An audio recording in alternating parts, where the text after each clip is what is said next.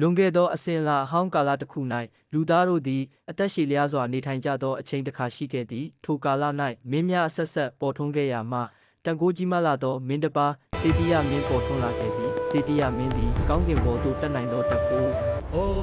နတ်သားလေးပါး၏ကာကွယ်မှုပုံမှန်မွေးကြိုင်သောနတ်ခရွေးမှလည်းအလှနတ်တို့ဖြင့်ထူးခြားသောမင်းတစ်ပါးဖြစ်သည်သို့သောမင်းကြီး၏စိတ်ထဲတွင်မူသားတစ်ခုပေါက်ဖွားလာခဲ့သည်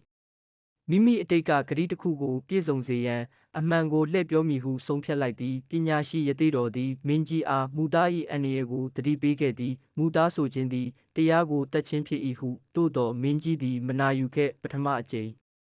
မူသားဆိုသောအခါနတ်သားများကမင်းကြီးကိုစွန့်ခွာသွားကြသည်မွေးနတ်များပျောက်ကွယ်ပြီးအပုပ်နတ်များပေါ်လာသည်ဒုတိယတတိယလေးချိန်မြောက်မူသားများဆက်တိုက်ပြောလာသည့်အခါမင်းကြီး၏ကိုယ်သည်မြေထဲသို့တဖြည်းဖြည်းကျဆင်းသွားသည်